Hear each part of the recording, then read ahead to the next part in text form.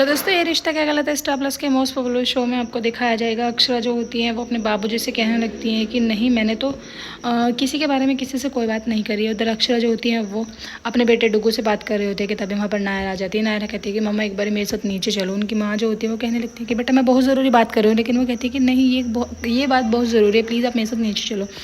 जैसे वो नीचे लेके आती हैं कि तभी उनको सभी जो होते हैं वो सरप्राइज़ देते हैं। मायरा नाम की एक केयरटेकर होती है जिसको ये अक्षरा के लिए स्पेशली रखते हैं। अक्षरा जो होती है वो मना करती है, कहती है कि नैतिक इसकी क्या ज़रूरत थी, पूरा परिवार मेरे साथ तो था। लेकिन परिवार वाले जो होते हैं वो कहते हैं कि डॉक्टर ने कहा है कि थोड़ी और ज़्यादा केयर की ज़रूरत है, अगर तुम्हारी केयर होगी तो तुम जल्दी से ठीक हो जाओगे। उधर देवयानी बहन जो होती हैं वो कहती हैं कि हाँ क्यों नहीं, अगर हम किसी काम में बिजी हो जाएंगे तो कम से कम तुम्हारा ध्यान तो ये रखा जाएगा ना। उधर केयर टेकर जो होती है वो दवाई का टाइम हो जाता है, अक्षरा को दवाई देती है कि तभी वहाँ पर करिश्मा आ जाती है।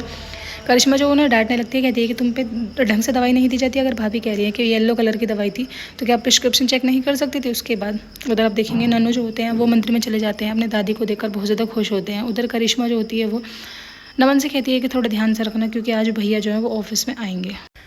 नन्नू अपनी दादी को आवाज़ मारते हैं, जैसे दादी पलट के देखती हैं तो वो नन्नू को हक कर लेती हैं, कहती हैं कि बेटा तुम यहाँ किसके साथ आए। वो कहते हैं कि मैं मम्मा के साथ आया। दादी आप इतनी गंदी हो कि आपने मुझे अपने घर ले जाने की बात नहीं करी, तुम्हें पता है ना मेरा तुम्हारे बिना मन नहीं लगता है।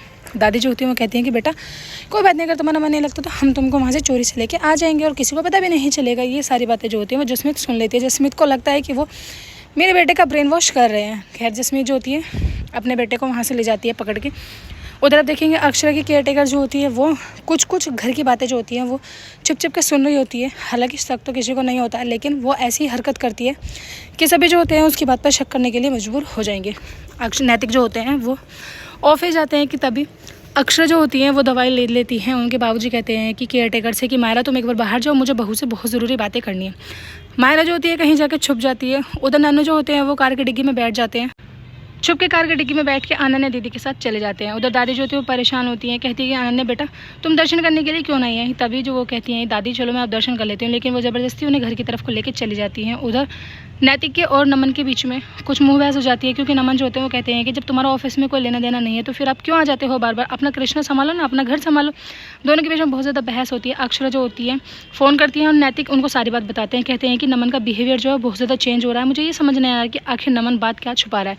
मायरा जो होती है वो चुप चुप के सारी बातें सुन लेती हैं कि तभी वहाँ पर बाबूजी आ जाते हैं। बाबूजी जो होते हैं वो कहते हैं कि अक्षरा बेटा तुम्हें ऐसी इतनी मतलब पैसों की क्या ज़रूरत आन पड़ी थी जो तुमने अपनी कंपनी के सारे शेयर्स जो हैं वो बेच दिए।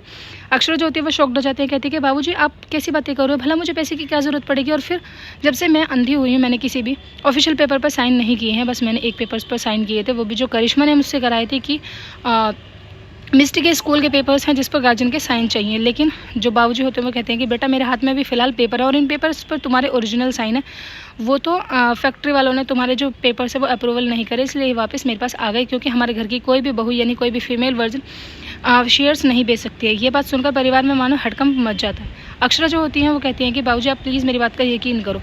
सभी जो होते हैं वो नीचे इकट्ठा हो जाते हैं और नमन से सारी पूछताछ करी जाती है। कहती है कि ऐसे ही क्या तुमने घोटाला किया है जो तुम्हें शेयर्स बेचने पड़े, और वो भी तुमने चोरी से शेयर्स बेचे। तुम्हें इतनी शर्म नहीं आई कि हमने तुम्हें अपने घर में रखा, हमने तुम्हें इतना मान सम्मान दिया और तुमने हमें ये सिला दिया। वीडियो अच्छी लगे लाइक करें, चैनल को सब्सक्राइब जरूर।